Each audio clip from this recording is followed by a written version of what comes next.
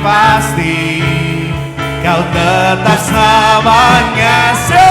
Allah sumber kuatku, Allah sumber kuatku, Allah sumber kuatku dan bagianku selama.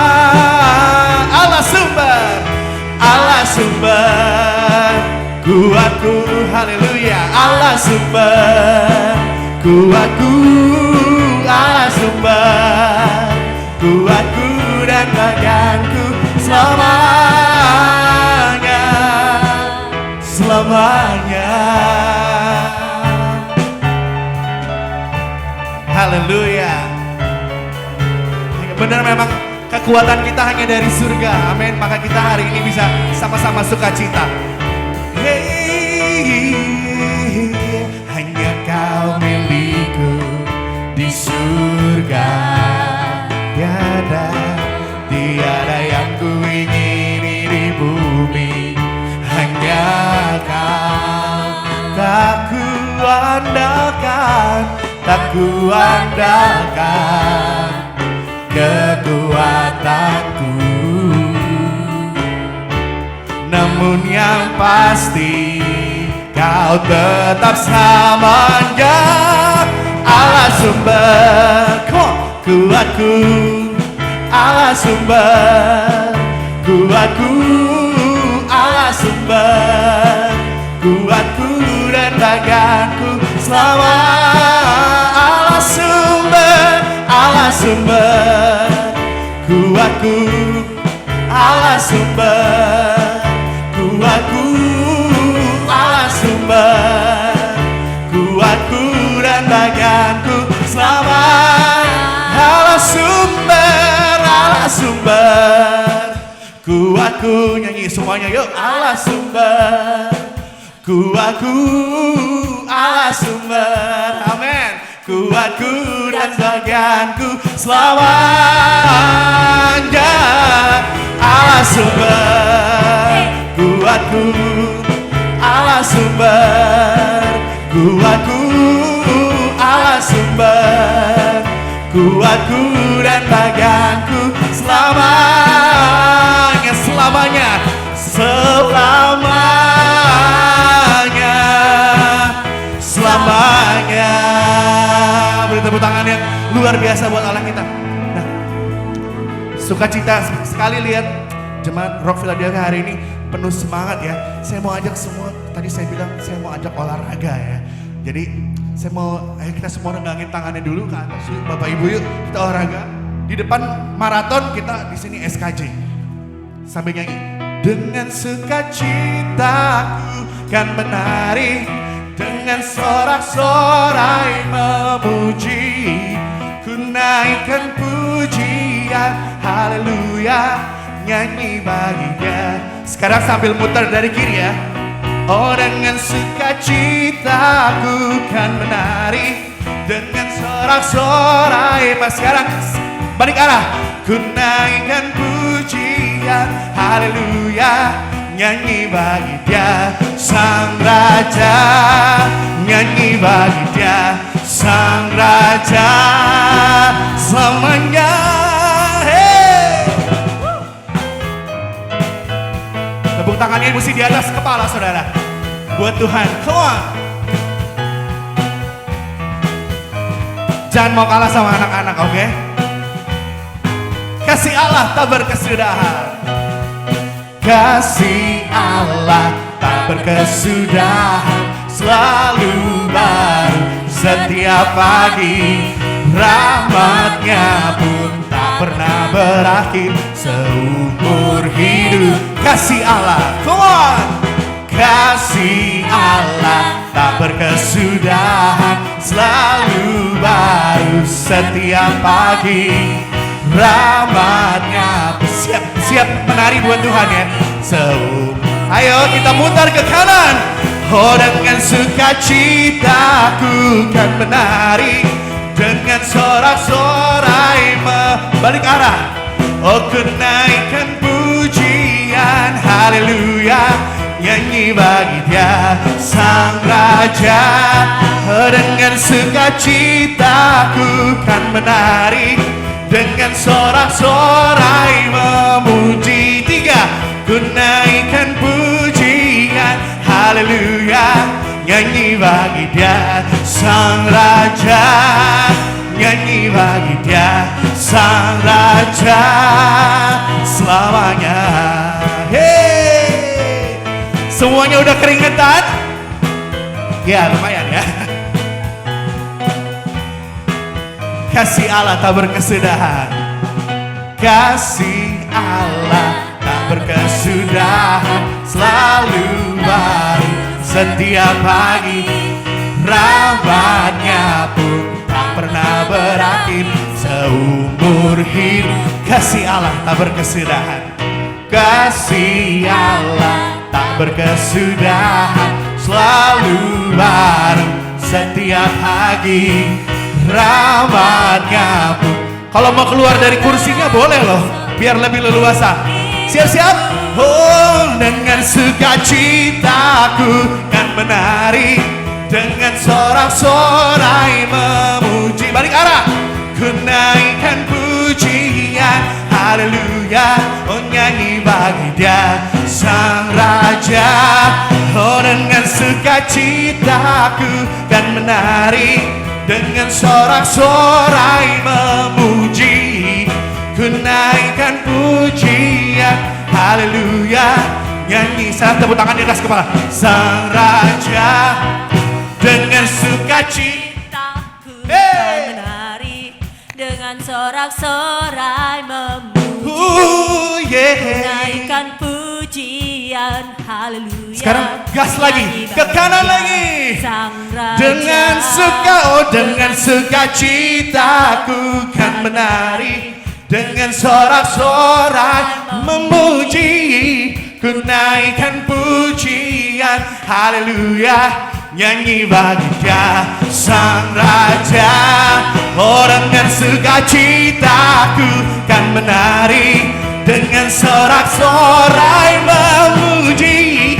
Ku naikkan pujian, haleluya, nyanyi bagi Dia Sang Raja, nyanyi bagi Dia Sang Raja. Katakan selamanya, selamanya, selamanya, selamanya. Yang percaya Tuhan kita baik, sekali lagi beri sorak-sorai yang meriah untuk Tuhan kita. Haleluya. Anda dipersilakan duduk kembali.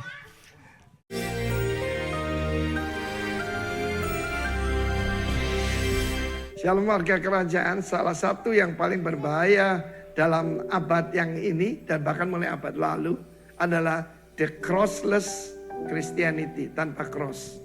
Kekristenan tanpa salib. Sebab mereka semua penderitaan saya tanggung Tuhan dan kita tinggal menikmati saja. Di dalam Yohanes pasal 21, mujizat pertama kan Yohanes 2, Yesus bekerja di sebuah rumah. Air jadi anggur, itu gambaran daripada betapa pentingnya keluarga bagi Tuhan. Tapi juga Tuhan tidak melupakan, yaitu marketplace.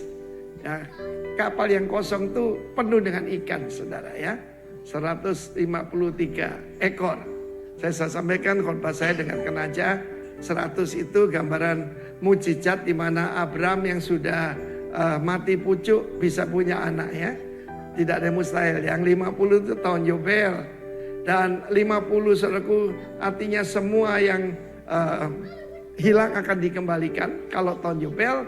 Dan juga Pentakosta, 3 ilahi dan 3 juga berarti ada hari ketiga bagi kita. Tetapi Yesus berkata kepada Simon Petrus, waktu itu dipanggil Simon lagi. Ketika sudah dipulihkan dia kembali jadi Petrus, jadi Kefa. Sesungguhnya ya, ketika engkau masih muda, engkau mengikat pinggangmu sendiri. Dan engkau berjalan kemana saja yang engkau kendaki. Engkau, kamu. Tetapi jika engkau sudah menjadi tua ataupun dewasa, engkau akan mengulurkan tanganmu dan orang lain akan mengikat engkau, membawa engkau ke tempat yang tidak kau kendaki. Dengan demikian dinyatakan bagaimana Petrus akan mati dan memuliakan Allah. Saudara yang kasih Tuhan, yang Yohanes 21 menarik sekali. Ketika Yesus berkata, come and dine. Mari dan makanlah, semua suka. Tapi kemudian dia memisahkan Simon Petrus yang berkata, feed my lamb, come and serve. Datanglah dan melayani bersama dengan aku. Tapi yang terakhir ini, come and die with me. Follow me, kata Yesus. Saudara harus tahu bahwa Yesus menunjukkan betul-betul dia ilahi, bukan cuma dalam kebangkitan, tapi dari cara bicaranya. Tidak ada manusia berkata amin, amin ada di depan. Sesungguhnya itu adalah amin 2 kali. Verily, verily. Bahasa aslinya amin, amin. Semua manusia katakan amin, itu pernyataan Tuhan sesungguhnya demikian. Di belakang. Tapi dia bicara di depan dan benar-benar Petrus mati, saudaraku. Ketika dia mengabarkan Injil sampai ke Rom, saudara. Tentunya bukan sampai ke Rom, dia dibawa ke Rom. Disalibkan kepala di bawah, kaki di atas. Yakobus, saudara, Yohanes dipancung, saudara. Yohanes ketika saudaraku dimasukkan dalam kuali isinya minyak mendidih. Tapi dia nggak mati. Sebab Tuhan berkata, kalau aku mau hidup sampai, dia hidup sampai aku datang, itu bukan urusanmu. Hanya satu urusanmu, follow me. Buat setiap Anda. Nggak usah kepo, nggak usah ngurusin orang lain. Ya nanti Pak Arifin jadi bagaimana, nggak usah. Urus dirimu sendiri, jaga diri aja susah. Karena itu kita harus ingat, jangan percaya dengan the crossless Christianity. Yesus berkata sangkal diri, mati terhadap diri sendiri, mati terhadap dunia. Ya, sebab ketika kita dibaptiskan itu kan itu penguburan. Kita mau mulai dengan mati bagi dunia dan hidup bagi Kristus. Tuhan memberkati kita semua. Tapi yang terakhir, come and die. Renungkan itu. Hiduplah di dalamnya berkemenangan. Nama Tuhan dipermuliakan. Haleluya. Amin. Selamat pagi menjelang siang kepada setiap Anda. Wow, Anda adalah orang-orang yang luar biasa, saudara. Hujan di luar sana, terus jalanan ditutup, tapi Anda somehow masih bisa ada di tempat ini. Saya berdoa, ya Anda boleh kasih tepuk tangan untuk diri Anda sendiri. Saya berdoa biar ada berkat khusus dari Tuhan untuk Anda semua karena kerinduan hati Anda untuk ada di tempat ini, saudara. Saya punya beberapa pengumuman, by the way, kalau kita belum pernah ketemu, nama saya Rosid, saya dipercayakan untuk menggembalakan Gereja Rock yang ada di kota Philadelphia ini. Bapak Ibu, ada sesuatu yang kemarin itu kita coba pikirkan dengan banyaknya orang sedang mencari pekerjaan dan sulitnya pekerjaan. Kita berpikir bagaimana kalau kita memberikan mungkin training atau skill, walaupun tidak bisa secara keseluruhan, tapi paling enggak ini akan memodali beberapa kita untuk punya sedikit keterampilan gitu, saudara. Jadi di depan sana ada beberapa kertas seperti sign up sheet gitu. Anda bisa taruh nama Anda kalau Anda tertarik. Kita sebenarnya belum ada tanggal, belum ada gambaran seperti apa, tapi kita ingin tahu berapa banyak orang yang akan tertarik untuk belajar hal-hal seperti ini. Kita sudah punya beberapa teman yang menyuarakan untuk membagikan keterampilannya untuk bagi orang-orang yang tertarik, dan semua ini completely free, nggak di-charge apa-apa. Dan juga bukan hanya terbatas dengan gereja kita, Anda mungkin bisa beritahu teman-teman yang lain. Tapi kita akan terus umumkan kepada Anda. So far kita memikirkan ada kelas untuk buat sushi. Jadi sekali lagi kalau misalnya trainingnya 1 hari, nggak mungkin kita tiba-tiba jadi ahli sushi, saudara. Tapi paling enggak kita ada fondasi dasar yang akan membantu kita. Saya hanya memikirkan gini, kalau ada 2 orang yang melamar pekerjaan, yang satu dari 0, yang satu udah paling enggak tingkatnya udah 1 atau 2, paling enggak kita diuntungkan dengan keterampilan seperti itu. Itulah visi kita untuk menyediakan tempat ini. Jadi sekali lagi taruh nama Anda, nomor telepon Anda bisanya hari apa, nanti kita akan pelajari lagi nama-nama itu dan kita akan komunikasikan dengan orang-orang yang ingin membagikan skillnya. Sejauh ini saya memikirkan ada 3 area, seperti area kayak kecantikan, baik itu bulu mata atau enggak kuku, saudara. Terus juga ada kelas sushi, dan satu lagi adalah barista, pembuat kopi, saudara. Jadi sekali lagi taruh nama Anda di depan kalau kira-kira Anda tertarik. Bahkan kalau Anda punya pekerjaan tetap tapi Anda mau belajar sesuatu pun silakan taruh nama Anda di depan sana. Jadi doakan saudara, kita ingin menjadi berkat buat teman-teman kita yang sedang mencari pekerjaan, yang hari-hari ini lowongan pekerjaan tidak begitu banyak. Dan kita berdoa biar situasi semakin membaik, tapi selain itu Anda juga bisa mendapatkan skill atau keterampilan dasar dari apa yang banyak dicari di luar sana, saudara. Pengumuman berikutnya, saya hanya ingin mengingatkan saja, saudara, karena kita ada di lantai 2 dan tolong kalau Anda pakai kamar mandi jangan yang paper towel yang kita biasa buat keringin tangan jangan dibuang ke itu, saudara, ke dalam toilet. Mungkin sebisa mungkin kalau misalnya toilet paper juga kalau bisa sebisa mungkin ditaruh di dalam sampah karena kita sediakan tempat sampah di semua toilet yang ada, saudara. Jadi seminim-minimnya kalau toilet paper juga jangan dibuang ke dalam toilet karena kemarin kita baru bersihin betulin pipa dan mereka menemukan banyak wipes, banyak paper towel di situ, saudara. Jadi sayang juga nanti kalau uang gereja dipakai buat manggilin tukang ledeng terus, tukang plumbing terus, saudara ya. Jadi itu aja sih yang saya mau ingatkan tentang kamar mandi kita. Lalu pengumuman berikutnya hanya mengingatkan kepada Anda, kita punya yang namanya digital giving. Kalau Anda tertarik untuk memberikan persembahan Anda secara digital, Anda bisa pelajari, Anda bisa ambil kertas ini. Lalu di depan sana juga kita punya ini, saudara. Kalau bisa Anda simpan di dompet Anda, di purse Anda atau masukkan 1 atau 2, ini cara mudah Anda untuk mengajak teman-teman Anda ke gereja. Anda tinggal kasih aja, ada informasi alamat dan jam ibadah kita. Anda boleh ambil sebanyak-banyaknya kalau habis kita bikin lagi. Tapi ini adalah cara yang mudah sekali lagi untuk mengundang teman-teman Anda untuk datang ke gereja di hari Minggu. Selain itu, saudara, ini pengumuman terakhir sebelum kita memberikan persembahan. Saya juga mau mengingatkan kita punya live group di tempat ini. Jadi live group itu adalah kelompok kecil di mana kita bertemu. Yang ini setiap Jumat jam 7 malam. Ini dipimpin oleh Kobeni dan beberapa kita, saudara, di tempat ini. Bertemu di tempat ini setiap jam 7 malam. Jadi kita ingin menganjurkan Anda kalau Anda free atau Anda bisa datang. Lalu kita juga punya live group yang khusus untuk keluarga muda, saudara, atau keluarga yang punya anak-anak kecil. Ella semalam dengan ibu-ibu keluar ya? Pergi kemana Ella semalam? Makan ramen. Makan ramen. Loh, kok nggak ngajak? Makan es krim. Siapa yang bayarin? Hah? Bayar? Iya. Bayar sendiri. Bayar sendiri, oke. Puji Tuhan. Oke. Boleh tanya gak lah, apa keuntungannya atau apa yang dirasakan ketika bisa berkumpul dengan ibu-ibu, ya terutama di musim kehidupan yang dimana kita punya anak-anak kecil gitu.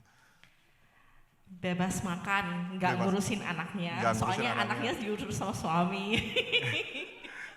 Anaknya ada yang ditinggal di rumah ya sama suaminya. Iya. Oke. Tapi ada ibu-ibu yang bawa anaknya juga nggak apa-apa. Oke. Ya. Jadi cara kita mendesain live group yang dipimpin oleh Ella ini adalah di 1 minggu lalu kita suami-suami pergi nih, makan sushi ya.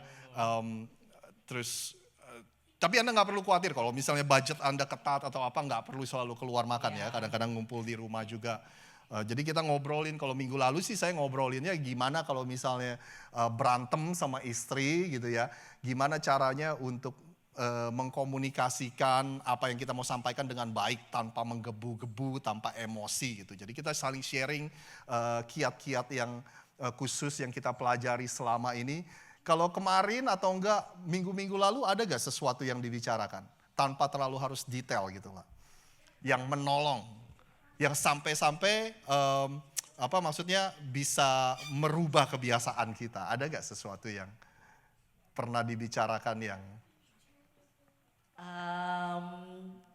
Bulan ini kita ngomongin memang pertengkaran argumen antara suami dan istri gitu. Terus aku belajar dari Go Daniel, kalau misalnya Cimonik misalnya udah bilang keywordnya, kata-katanya udah capek ini, berarti udah signalnya tuh udah warning gitu, berarti suaminya harus bisa move back sedikit gitu, mesti udah kayak dibiarin istrinya istirahat, Go Daniel yang ngurus anaknya gitu. Terus jadi aku bilangin ke Hansel juga gitu. ya.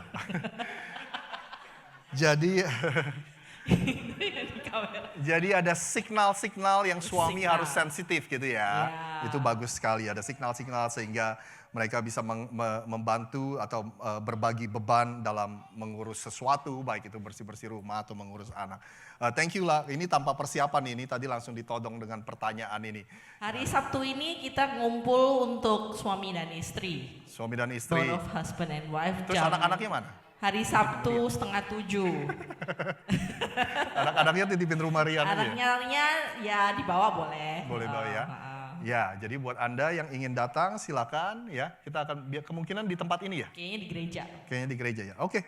Jadi itu aja saudara. Jadi kita punya live group dan hari Jumat mungkin kita ngomongin lebih serius ya. Biasanya kita sharing dulu tentang kehidupan sehari-hari kita, lalu Ko Benny men-sharingkan firman yang menguatkan kita, yang mengingatkan kita sehari-hari ini. Kita lagi bahas tentang identitas ya, mengingatkan siapa kita di mata Tuhan, ya kan, jangan sampai lupa kita ini adalah anak-anak Tuhan yang berharga di matanya, gitu.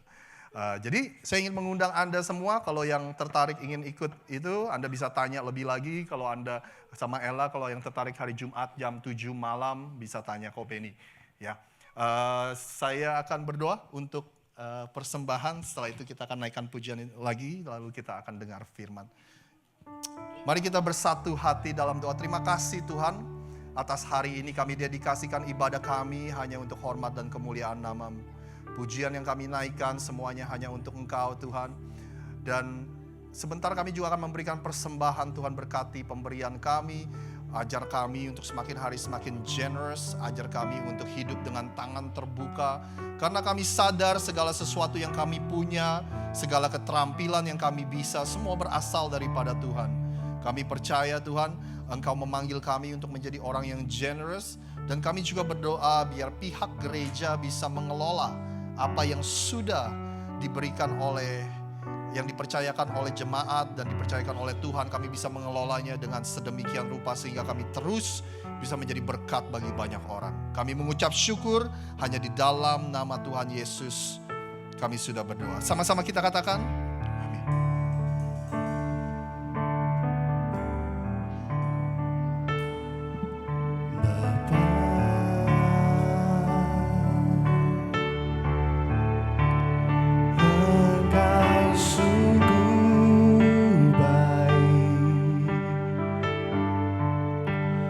Kasih-Mu melimpah di hidupku.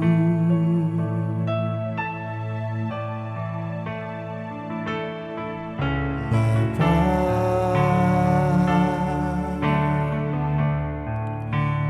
ku berterima kasih. Berkat-Mu hari ini yang Kau sediakan bagiku. Ku naikkan syukurku buat hari yang Kau beri.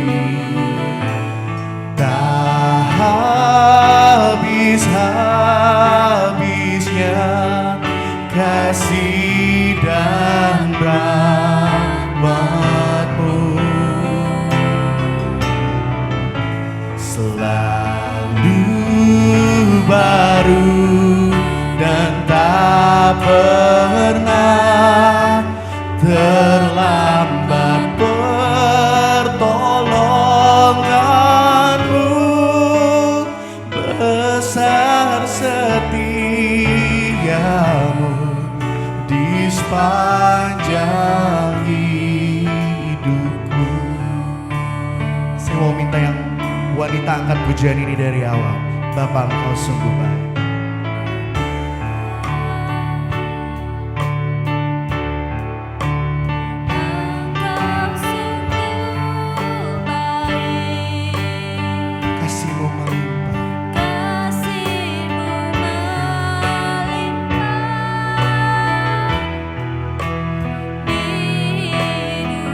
Ganti yang pria angkat pujian ini.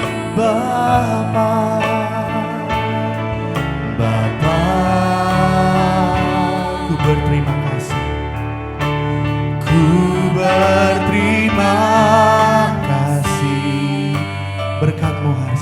semua untuk bangkit berdiri. Hari ini yang kau sediakan bagiku, ku naikkan syukurku buat hari yang kau beri. Tak habis-habis, tak habis-habisnya kasih dan rahmat-Mu selalu baru dan tak pernah terlambat. Pertolongan-Mu besar, setiamu di sepanjang hidup. Ku naikkan syukurku, ku naikkan syukurku buat hari yang kau beri. Tak habis-habisnya kasih dan rahmat selalu baru dan tak pernah terlambat. Pertolongan-Mu besar, setiamu di sepanjang hidup. Mari kita sembah Allah kita yang hidup. Katakan, utarakan kebaikan Tuhan dalam hidup kita semuanya. Betapa baiknya Bapa buat kita. Terima kasih Yesus, teramat baik buat kami, selalu baru.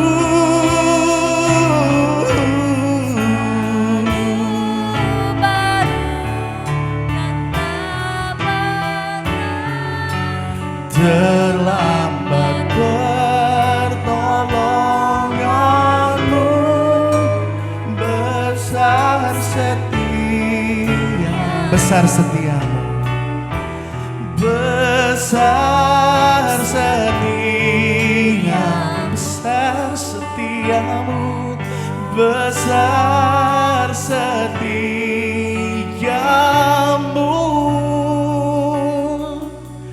di sepanjang hidupku.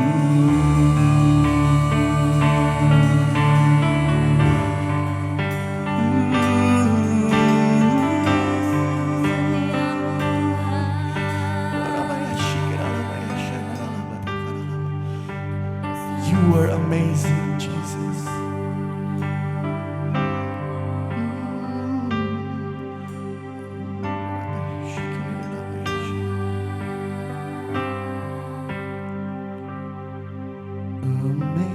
Amazing grace, how sweet the sound that saved a wretch like me.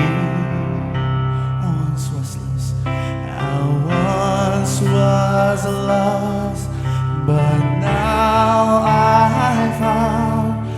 Was blind, but now I'm amazing grace, amazing grace, how sweet the sound that saved a wretch like me. Once was lost, Jesus,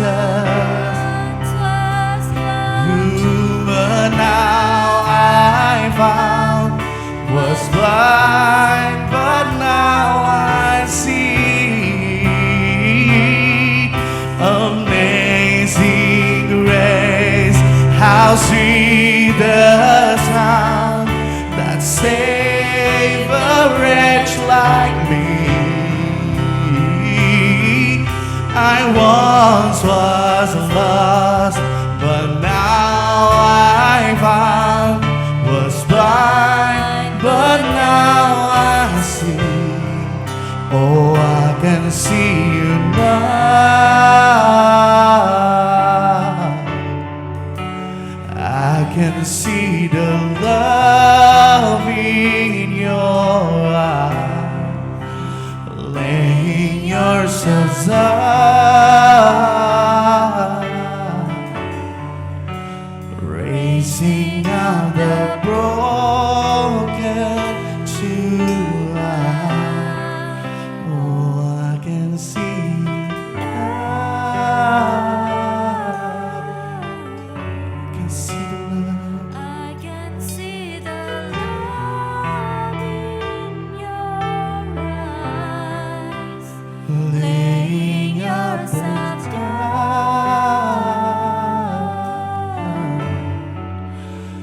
raising up the broken to life, raising up the broken to life, raising up the broken to life. Thank you, Jesus. All right, children, come forward.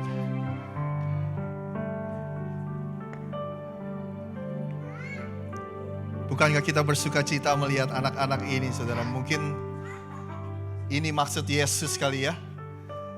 Kita harus punya iman seperti anak-anak kecil. Mereka nggak peduli samping kiri kanan, mereka menari untuk Tuhan, mereka ketawa. Kalau Anda mengasihi anak-anak ini, bolehkah Anda ulurkan tangan Anda? Pastor Bobby gonna pray for these kids. Thank you. Mari saudara kita arahkan tangan kita kepada anak-anak sini.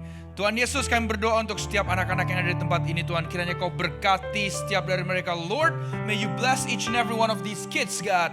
Bless them, Lord, in their studies, Lord, as they grow up. They grow up to be healthy kids, Father. And that in the future, Lord, they will continue to love you, God. Be a salt and a light. Mereka terus bertumbuh jadi anak-anak yang sehat, pandai, cinta akan Tuhan, jadi garam, jadi terang. Tuhan, kami berdoa Tuhan, biarlah setiap dari mereka kehidupannya berdampak ya Tuhan, membawa jiwa-jiwa untuk mengenal Tuhan. Lord, let each of them, Lord, as they grow up, they will bring their friends to come to know Jesus, God. Tuhan, terima kasih. We know, Father, that your blessings, your protections will be over them. Kami tahu, Tuhan, berkat Tuhan, penjagaan Tuhan turun atas mereka, Tuhan. Karena kami percaya, Tuhan, berkati ayah-ayah, ibu-ibu, orang tua yang membawa anak-anak ini ke sini, Tuhan. Kami percaya, Tuhan, berkat anak cucu ada di dalam keluarga mereka, Tuhan. Kami percaya, Tuhan, berkat Abraham, Ishak, dan Yakub, Tuhan, ada dalam mereka, Tuhan. We know, Father, we receive the generational blessings. Blessings of Abraham, Isaac, and Jacob. In Jesus' name, dalam nama Tuhan Yesus, umat yang percaya katakan, amin. Go with the teacher, kids. Dan buat kita semua, boleh saya undang sekali lagi untuk kita bersatu hati dalam doa. Tuhan, Bapa yang baik, dalam beberapa menit ke depan kami buka hati kami. Kami ingin mempunyai hati yang menerima, Tuhan. Tuhan juga bantu saring pesan yang disampaikan. Biar begitu sampai ke dalam hati kami, itu semua yang hanya berasal daripadamu saja. Berbicara kepada setiap kami, hanya di dalam nama Tuhan Yesus, kami sudah berdoa. Yang percaya sama-sama katakan, amin. Anda dipersilakan duduk kembali. Why? It's a simple question with no simple answers. Why now? Why this? Why me? Is God even here? Is He listening? How can we know? We've made it through dark times before, and I want to have faith, but I still wonder, why?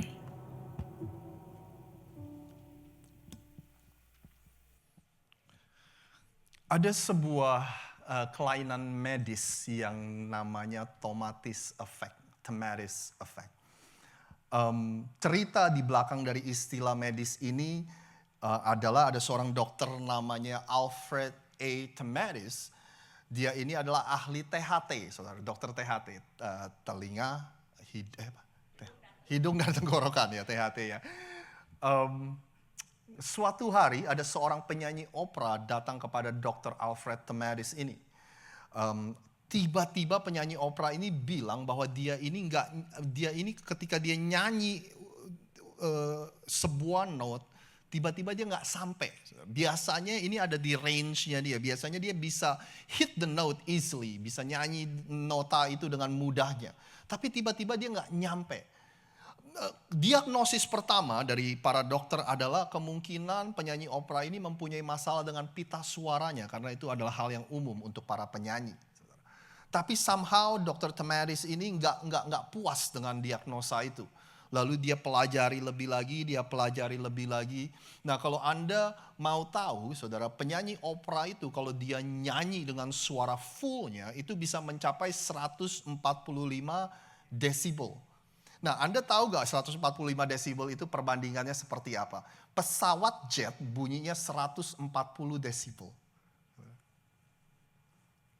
Jadi ketika dipelajari lebih lagi, Dr. Tamaris ini, Alfred Tamaris ini, akhirnya mendapatkan sebuah kesimpulan bahwa si penyanyi opera ini tuli dikarenakan dari suaranya sendiri. Saking kerasnya suaranya, saudara. Jadi dia membuat telinganya sendiri menjadi tuli.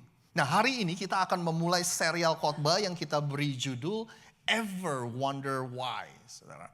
Kalau Anda baru di tempat ini, kita bilang serial khotbah, biasanya kita pilih satu topik dan kita bicarakan dalam beberapa minggu. Nah, Ever Wonder Why ini, bahasa Indonesianya mungkin gini, pernah gak Anda bertanya, kenapa ya? Jadi dalam seri khotbah ini kita akan menjawab pertanyaan-pertanyaan yang menurut saya agak sulit untuk dijawab. Saudara, seperti gini, kenapa ya Tuhan gak menjawab doa saya? Atau enggak, pernah gak kita bayangin, kenapa ya hal-hal yang buruk terjadi kepada orang-orang yang baik, saudara. Nanti Pastor Bobby akan khotbah tentang kenapa Tuhan gak menjawab doa saya, saudara. Pokoknya yang susah-susah saya kasih ke Pastor Bobby, ke Pak Benny gitu. Saya yang gampang-gampang aja, saudara. Nah, tapi pertanyaan-pertanyaan ini, saudara, ini walaupun kita coba jawab, ini gak akan memberikan 100% kepuasan kepada diri Anda. Karena memang gak ada yang bisa menjawab ini dan memberikan Anda kepuasan 100%.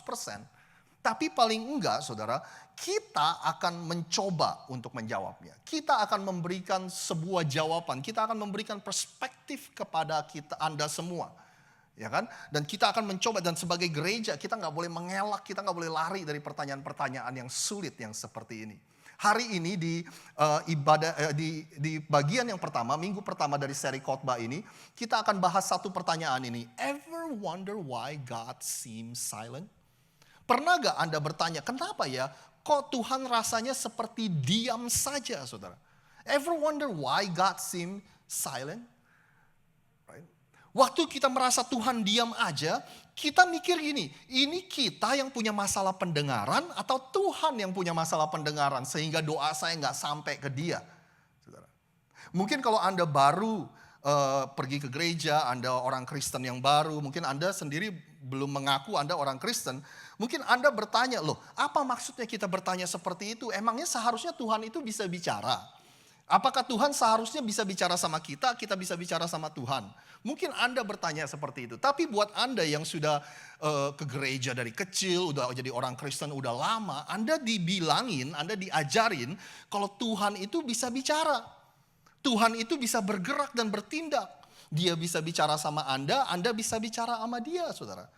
Tapi masalahnya seringkali ketika kita menunggu untuk Tuhan bicara sama kita, kok kita merasa Tuhan itu diem aja. Ketika kita menunggu Tuhan untuk bertindak dan bergerak, sepertinya dia itu unresponsive. Dia itu tidak responsif. Saya nggak tahu musim kehidupan Anda yang Anda sedang lalui hari ini, apa sih yang Anda lagi doakan? Apa sih yang Anda lagi pingin dengar dari Tuhan? Sehingga Tuhan memberikan kepada Anda sebuah petunjuk. Ini loh keputusan ini yang harus diambil. Atau enggak ini loh pergi ke sini dan sebagainya. Saya nggak tahu apa yang Anda doakan hari-hari ini, saudara. Mungkin Anda sedang mendoakan anak-anak Anda yang sedang sekolah, yang mau masuk kuliah. Mungkin Anda sedang mendoakan anak-anak Anda nih yang mau lulus dari kuliah dan Anda berdoa biar mereka mendapat pekerjaan yang baik.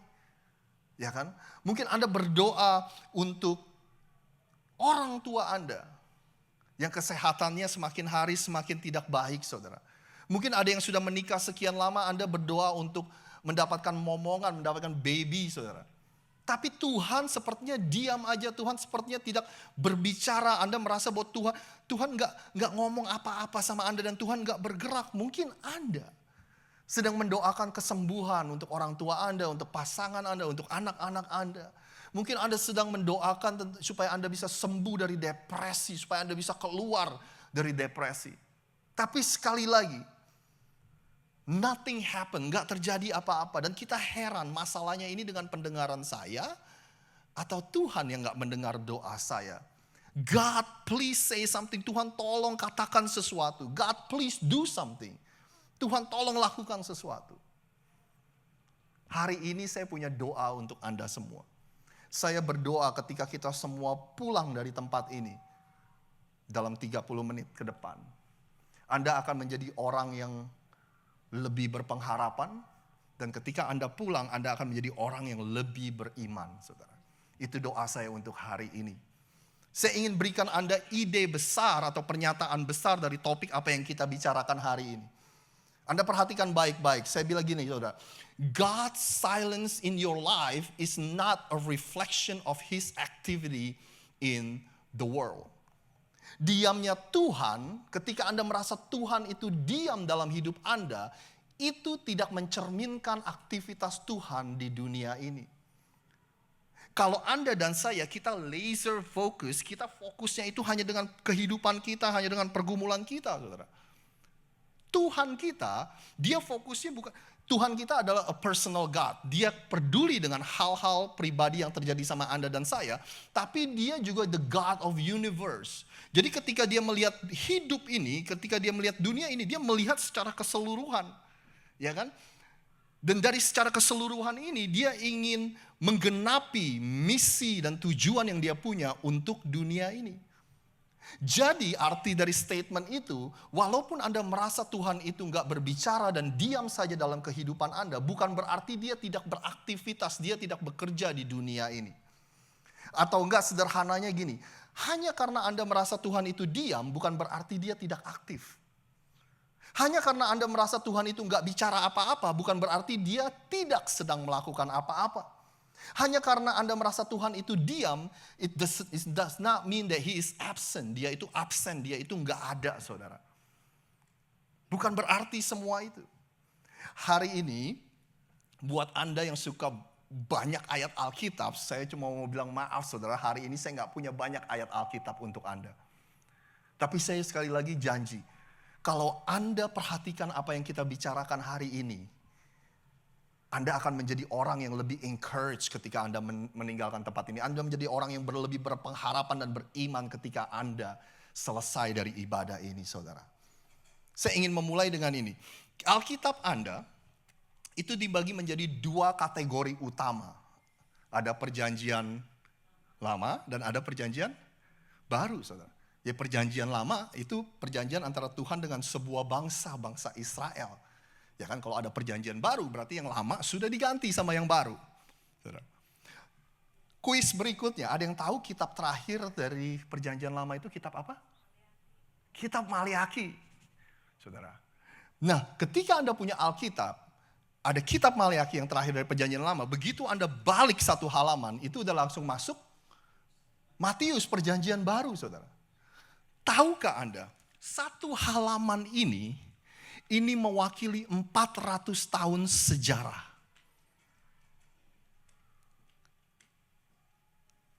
Ada namanya 400 tahun itu. Mungkin kalian slide jangan terlalu cepat-cepat ya. Ada namanya 400 tahun sejarah itu, saudara. Ini adalah the 400 years of silence. Atau 400 tahun masa keheningan. Kenapa disebut masa keheningan, silence? Karena tidak ditemukan scripture atau firman Tuhan yang ditulis pada masa-masa itu, katanya, saudara. Atau mereka enggak mendengar Tuhan berbicara di masa-masa itu. Tuhan enggak pernah ada nabi di mana Tuhan kirimkan untuk berbicara kepada bangsa Israel pada masa-masa itu. Selama ratus tahun itu sepertinya setelah Nabi Maleaki, Tuhan bicara melalui Nabi Maleaki ke orang Israel, itu seperti kayak lampu dimatiin. Tak. And then 400 tahun kemudian baru dinyalain lagi. Itu seperti kalau Anda nonton pertunjukan 400 tahun itu tirainya tutup, saudara, kordennya tutup. Terus 400 tahun kemudian baru dibuka lagi, saudara. Penasaran gak sih Anda apa yang terjadi selama 400 tahun itu? Berita baiknya Anda bisa baca apa yang terjadi selama 400 tahun masa keheningan itu. Karena sejarah dunia mencatat apa yang terjadi. Jadi kalau Anda ambil kelas di kampus atau Anda baca buku sejarah, itu ditulis apa yang terjadi pada masa-masa itu, saudara. Ya, saya ingin coba kasih tahu Anda apa yang terjadi pada masa-masa itu. Saya akan jelaskan kepada Anda secara cepat biar ini nggak kelihatan seperti kelas sejarah, saudara. Tapi ini yang terjadi ya, saudara. Seperti yang Anda tahu zaman dulu ya kan, kerajaan saling perang satu dengan yang lain, mencoba untuk merebut kekuasaan, mencoba untuk menjadi kerajaan yang paling berkuasa di dunia. Jadi waktu zaman Nabi Maleaki itu, saudara, kerajaan Babylon atau mungkin kerajaan Persia kalau ada, mereka yang berkuasa. Itu tahunnya sekitar 430 sebelum Masehi. Nah, setelah kekuasaan kerajaan Persia, datanglah kerajaan Yunani mengambil alih kekuasaan dunia. Itu sekitar tahun 333 sebelum Masehi. Lalu berikutnya setelah Yunani, datanglah kerajaan Egyptian atau Mesir. Ada sesuatu yang menarik buat saya sih waktu saya lihat tahun-tahun ini. Kerajaan Yunani cuma berkuasa di dunia ini cuma 10 tahun kalau informasi yang saya dapat nggak salah, saudara. 10 tahun. Tapi pengaruhnya begitu besar akan di dunia ini, saudara. Bahkan sampai zaman Alkitab Anda ditulis, which is a few hundred years later, atau enggak beberapa tahun itu berarti 300-400 tahun kemudian, saudara.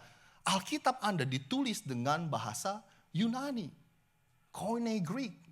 Bahasa Yunani Koine namanya, saudara. Nanti kita akan bicara lebih lagi. Nah, sejarah mencatat waktu zaman-zaman Yunani, zaman-zaman kerajaan Mesir, saudara. Orang-orang Yahudi, orang-orang Israel diperlakukan dengan baik. Bahkan ada banyak orang Israel yang mulai mengadopsi budaya Yunani.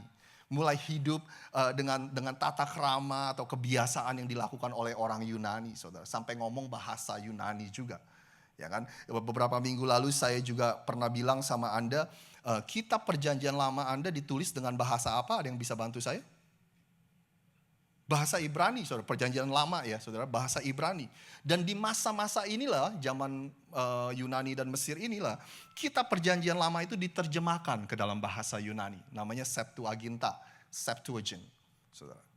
Nah, setelah kerajaan Mesir, saudara, yang berkuasa, lalu datanglah kerajaan Syria.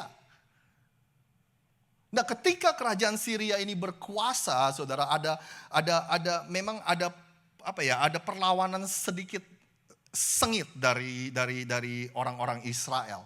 Ada satu nama yang dicatat cukup terkenal di sejarah, yaitu Yudas Makabe, saudara. Itu pemimpin bangsa Israel. Jadi mereka perang gitu, mereka melawan sedikit gitu ya. Nah, akhirnya pada tahun 60 sebelum Masehi datanglah sebuah kerajaan yang Anda semua tahu. Kira-kira kerajaan apa, saudara?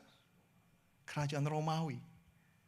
Nah, jadi kalau Anda baca Injil atau baca perjanjian baru, zaman Paulus, zaman Yesus, itu ada ketika Raja Romawi itu berkuasa, saudara. Anda masih mengikuti saya sampai sekarang? Ya. Nah, itulah sejarah 400 tahun itu, saudara. Dari kerajaan Persia, Yunani, Mesir, Syria, lalu Romawi. Nah, Anda duduk di tempat ini, Anda tanya sama saya, Rosid, ya udah, terus so what gitu loh. Apa sih yang mau dibicarakan? Ada 3 hal yang sangat luar biasa yang terjadi. Nanti Anda akan mulai melihat the connecting dots. Anda bisa mulai melihat ceritanya ini nyambung, saudara. Ada 3 hal yang terjadi pada zaman 400 tahun masa keheningan. Yang pertama yang terjadi adalah yang tadi saya bilang, bahasa Yunani Koine. Koine Greek. Saya yakin Anda pernah mendengar satu nama ini. Nama ini karakternya sering dibuat film. Saudara Anda juga sering belajar di dalam kelas sejarah Anda. Ada yang pernah mendengar nama Alexander the Great? Ya, bahasa Indonesia Alexander Agung. Alexander Agung ini, dia meninggal waktu dia umur 33 tahun. Jadi muda sekali meninggalnya. Tapi sejarah mencatat sampai hari ini dunia menganggap bahwa dia adalah pemimpin perang yang paling hebat dan yang paling sukses di sepanjang sejarah dunia, saudara. Dia pernah ngomong gini, I am depressed because there's no more world to conquer. Gua ini depresi karena nggak ada lagi yang bisa dikalahkan. Karena semuanya dia sudah kalahkan. Anda bayangin seorang atlet bilang gini, aduh gue depresi karena gue menang terus. Saking hebatnya dia. Nah, dia punya impian, dia punya visi bahwa dunia akan mengenal satu bahasa yang bisa dibicarakan oleh orang seluruh dunia. Akhirnya dia mulai, saudara, terapin. Dia mulai ituin impiannya bahwa semua akan ada one common language, akan ada satu bahasa umum yang bisa semua orang mengerti, saudara, yaitu Koine Greek. Sekali lagi, kitab Perjanjian Baru Anda ditulis dengan bahasa Yunani Koine. Hal berikutnya yang terjadi, jadi ada bahasa Yunani Koine, yang terjadi yang kedua adalah Pax Romana. Anda pernah dengar istilah ini? Pax Romana itu seperti kayak jaminan dari pemerintah Romawi, kalau Anda traveling, Anda akan bisa merasa aman, saudara. Ya kan, Anda tahu, mungkin Anda sering lihat di film zaman-zaman itu kalau mereka lagi melakukan perjalanan di tengah jalan ketemu penjahat, pencuri, perampok, saudara. Nah, Pax Romana ini peace kayak apa ya? Janji dari pemerintah Romawi bahwa ketika kita travel, kita bisa merasa aman, tenang. Ini di guarantee, dijamin oleh pemerintah Romawi. Yang ketiga yang terjadi, jadi bahasa Koine, Pax Romana, yang ketiga yang terjadi adalah ini, saudara. Improved transportation system. Sistem transportasi yang baik. Yang jauh lebih baik, saudara. Infrastruktur yang baik. Ini pemerintah Romawi ini gila-gilaan dalam membangun jembatan, membangun jalan, mungkin kalau sekarang kayak jalan tol gitu, saudara. Ya kan, jembatan yang tadinya mesti muter kalau mau ke sebuah kota, sekarang ada jembatan, mereka bisa menjadi lebih cepat. Jadi mereka bisa travel dari satu tempat ke tempat lain dengan cepat. Anda coba ya, finish my sentence. Anda coba, saya yakin Anda pernah dengar istilah ini, banyak jalan menuju Roma. Itu benar-benar diambil dari sini, saudara. Karena Roma adalah pusat dari pemerintahan kerajaan Romawi, mereka ingin bangun jalan sebanyak mungkin, sehingga akses transportasi itu mudah. Jadi sekali lagi, saudara, mereka ngomong satu bahasa yang bisa dimengerti, ya kan? Mungkin kalau zaman sekarang mungkin kayak bahasa Inggris kali ya. Kita masing-masing masih punya bahasa masing-masing, tapi ada bahasa umum, common language, yaitu bahasa Inggris gitu, yang semua orang bisa ngerti, ya kan?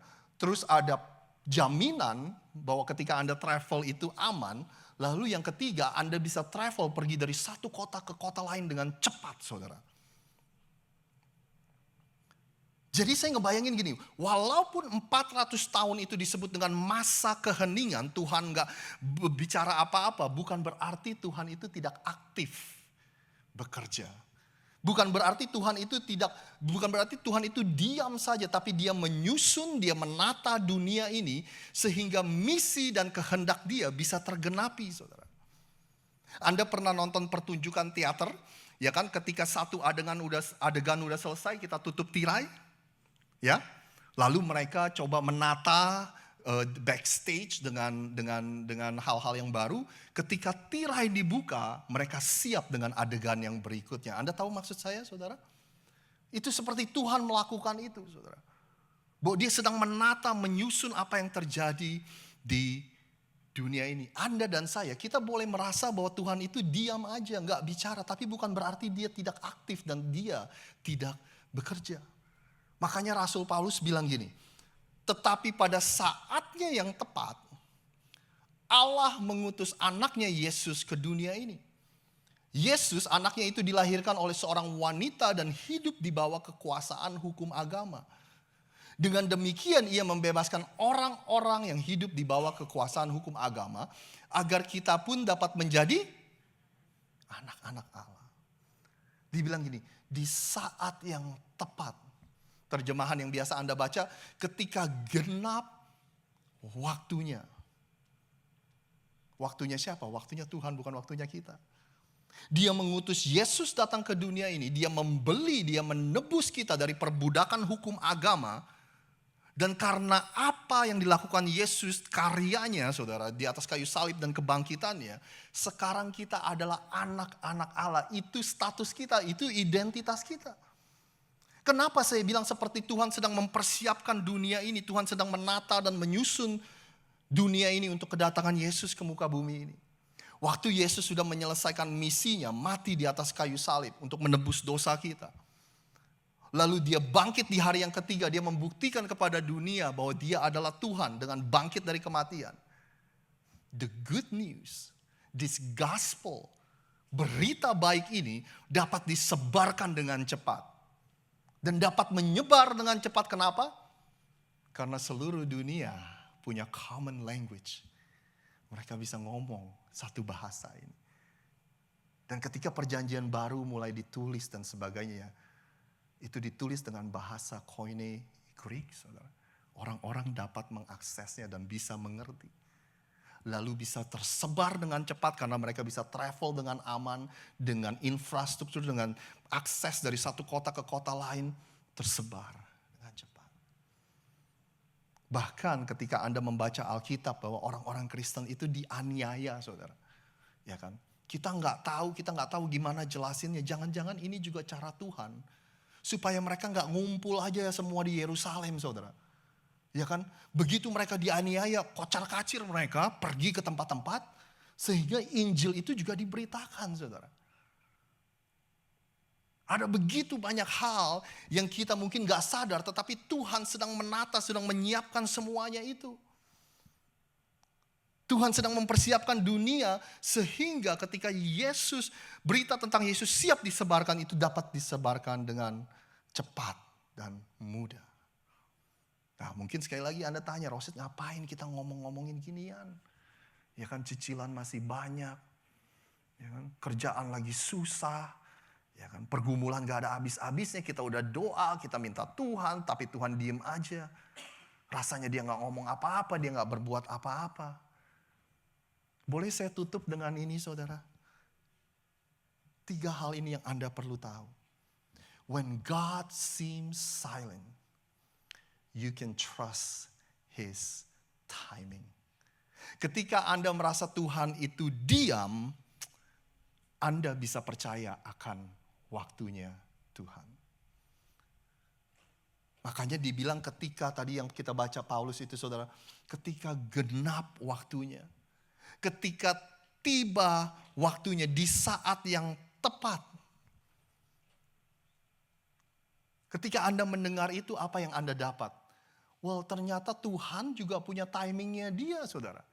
Ternyata Tuhan juga bekerja sesuai dengan timetable-nya dia. Ya kan? Tapi yang Anda dan saya gak suka adalah ini. Kita maunya Tuhan bekerja dengan timingnya kita. Ya? Itu yang kita mau, makanya kita gak suka. Ya kan? Kita maunya hari ini, kita maunya besok ya. Gue bayar lebih, ongkos kirim gak apa-apa dah, asal nyampenya besok. Asal nyampenya cepet. Ongkos kirim mahalan dikit, asal nyampenya cepet. Itulah kita, saudara. Tapi hari ini saya mau tanya, maukah kita mulai percaya dengan timingnya Tuhan? Coba deh Anda baca Injil. Injil itu Matius, Markus, Lukas, dan Yohanes. Cerita Yesus tentang kehidupan di bumi ini. Anda pernah baca gak kalau Yesus itu ke sebuah tempat itu terburu-buru, saudara? Ya kan, kita kalau pagi-pagi nih buru-buru. Soalnya kita mepet waktunya mau ke gereja, saudara. Tapi Anda pernah gak temukan Yesus itu terburu-buru? Anda pernah gak temukan Yesus itu lari ke sebuah tempat? Kemana-mana dia jalan, saudara. Seperti hidupnya itu ada pace-nya. Hidupnya itu seperti ada iramanya gitu, saudara. Irama dia berdasarkan apa? Berdasarkan dari Bapa di surga. Makanya Anda sering menemukan dia ngomong gini, oh belum tiba waktunya. Oh, Bapak gue yang di surga belum kasih kode, ini belum waktunya. Atau Anda mendengar Yesus ngomong gini, oh sekarang sudah tiba waktunya. Dia dapat signal dari Bapa di surga, sekarang sudah tiba. Artinya dia itu nggak bekerja secara random, nggak secara asal-asalan. Tapi dia juga punya timetable, dia juga punya timingnya dia, saudara. Yang dia mau adalah maukah Anda dan saya percaya dengan timingnya Tuhan. When God seems silent, you can trust His timing. Yang kedua, when God seems silent, you can trust His activities. Ketika kita merasa Tuhan itu diam, kita bisa percaya akan aktivitasnya Tuhan, saudara. Seperti Anda lihat kekuasaan itu berpindah dari Persia, Yunani, Mesir, Syria, Romawi, saudara. Ada banyak hal-hal yang terjadi sepanjang sejarah. Ada keputusan-keputusan yang terjadi dalam sepanjang sejarah. Ya kan, keputusan untuk memberikan dunia ini satu common language, satu bahasa umum yang bisa dimengerti semua orang. Ada keputusan untuk membangun infrastruktur, memberikan jaminan keamanan untuk orang yang traveling, membangun jalan, membangun jembatan, saudara. Hari ini saya ingin mencoba atau meminta Anda untuk membayangkan ini. Kira-kira mungkin gak, saudara? Atau enggak jangan-jangan ini bukan hanya keputusan Alexander the Great, Alexander Agung, untuk membuat bahasa umum, common language untuk orang-orang. Jangan-jangan Tuhan bisa menggerakkan, Tuhan bisa mempengaruhi seorang pemimpin dunia untuk membuat keputusan yang akhirnya membantu Tuhan untuk menggenapi misinya di seluruh dunia ini, saudara. Jangan-jangan bukan cuma keputusan dari kerajaan Romawi aja untuk membangun jalan dan yang lainnya, saudara. Gimana kalau ternyata Tuhan juga mempengaruhi mereka untuk membuat keputusan-keputusan itu. Sehingga kehendaknya di dunia ini bisa terjadi, saudara. Ya kan?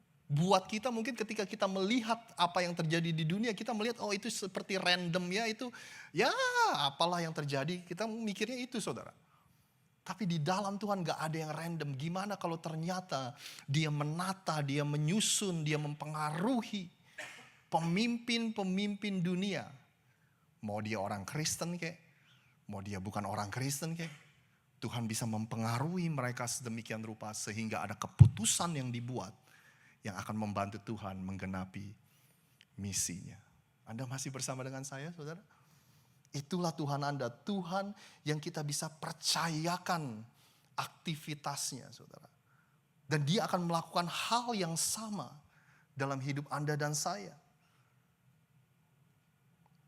Dia bisa pakai siapa saja, mau orang Kristen, mau bukan orang Kristen, dia bisa taruh siapa aja dalam kehidupan Anda.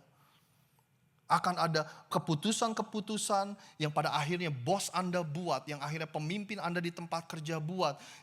Baik mereka orang percaya atau bukan, saudara. Tuhan sudah atur sedemikian rupa dalam kehidupan Anda. Percayalah, dia gak pernah berhenti bekerja dalam mempersiapkan segala sesuatunya dalam hidup Anda dan saya. Akan membawa orang-orang yang tepat. Supaya rencana dan kehendaknya terjadi. Yang terakhir, saudara, sebelum kita selesai.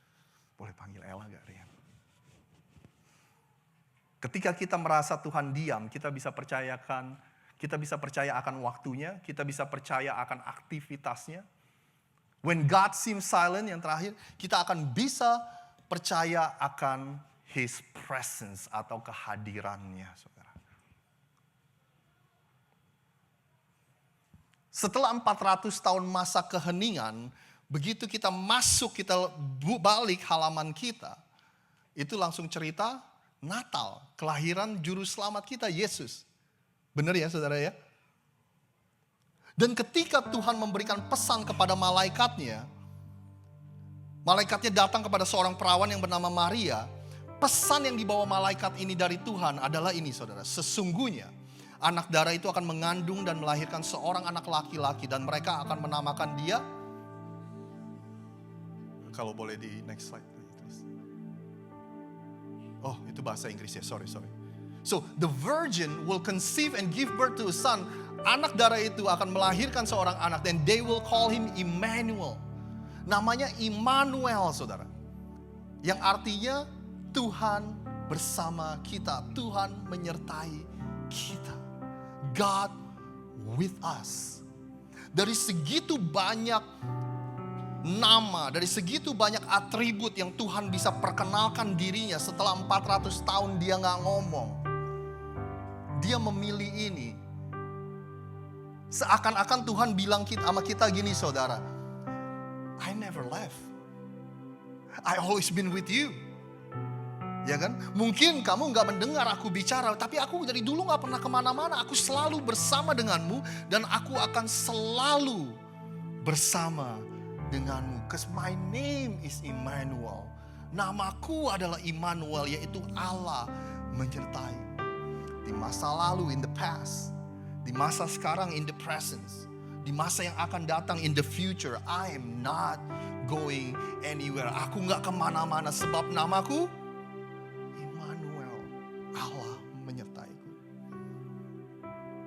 Dulu waktu kamu pikir aku gak ada, karena mungkin kamu gak mendengar aku berbicara, aku ada di situ kok. When God seems silent, you can trust His presence. Ketika kita merasa Tuhan diam, kita bisa percaya akan kehadirannya. Dia ada. Hari ini, ketika kamu merasa aku diam dan aku gak bertindak, aku ada di sini. I'm not going anywhere. Di masa depanmu yang kamu begitu khawatirkan, di masa depan anak-anakmu yang kamu begitu khawatirkan, ini masa depan yang begitu kita pikirin terus. Aku, Immanuel, aku akan menyertaimu sampai pada akhirnya. Ketika Anda merasa Tuhan diam, bukan berarti Tuhan gak ada, saudara. Bukan berarti Tuhan gak bersama dengan kita. Jadi di bagian pertama ini, ever wonder why God seems silent? Pernah gak bertanya, kenapa ya Tuhan kok rasanya diam saja?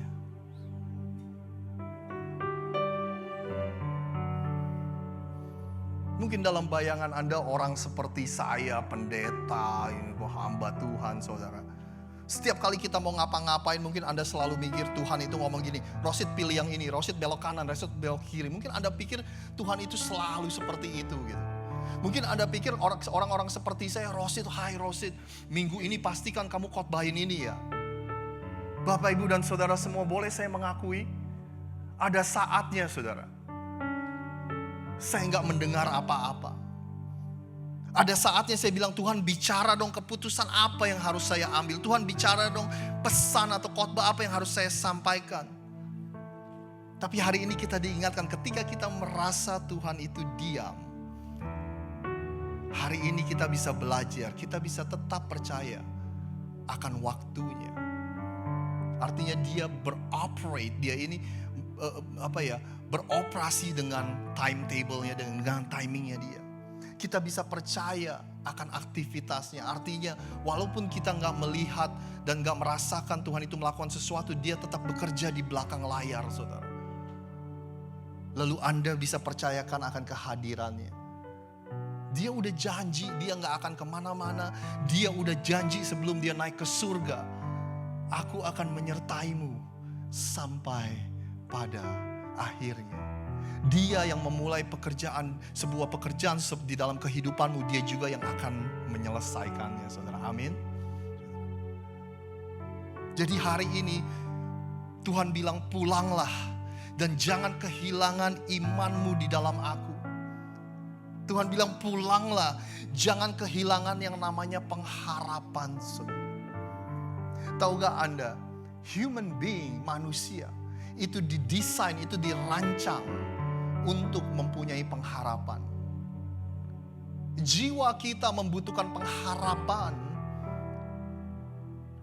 seperti tubuh kita memerlukan air, saudara. Jiwa kita tidak bisa hidup dengan baik tanpa kita punya pengharapan akan masa depan. Hari ini saya mau deklarasikan, ada panggilan, ada misi, ada tujuan hidup, ada destiny, ada harapan, saudara. Dan ada masa depan yang Tuhan sudah sediakan untuk kita semua.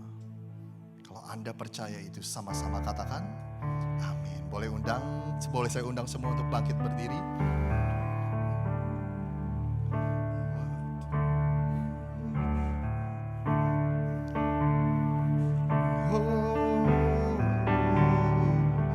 Bila kau izinkan sesuatu terjadi, ku percaya semua untuk kebaikanku. Bila nanti telah tiba waktumu, ku percaya kuasa-Mu memulihkan hidupku. Waktu Tuhan pasti yang terbaik. Tak mudah dimengerti, lewati cobaan, ku tetap percaya waktu Tuhan pasti yang terbaik. Kalau Anda percaya, katakan dari awal, saudara. Bila kau izinkan,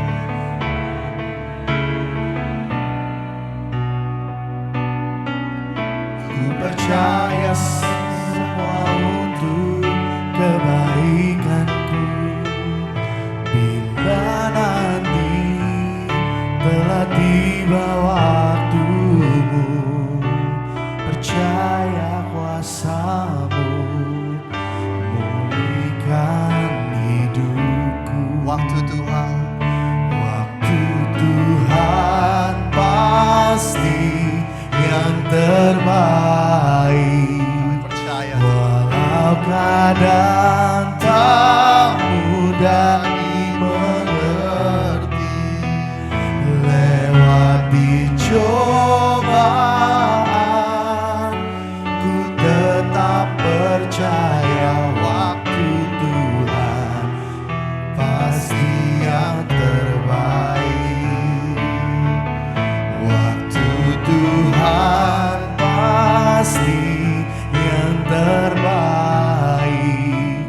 Walau kadang tak mudah dimengerti, lewati cobaan, ku tetap percaya waktu Tuhan pasti yang terbaik. Jemaat Tuhan saja katakan waktu Tuhan, waktu Tuhan.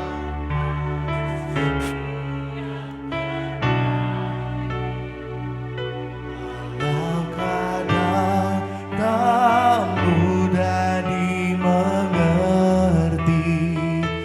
lewati cobaan, ku tetap percaya waktu Tuhan pasti yang terbaik. Katakan waktu Tuhan, waktu Tuhan pasti yang terbaik. Sekali lagi katakan, waktu Tuhan pasti yang terbaik. Terima kasih Bapa. Kami bersyukur kami punya Bapa yang baik.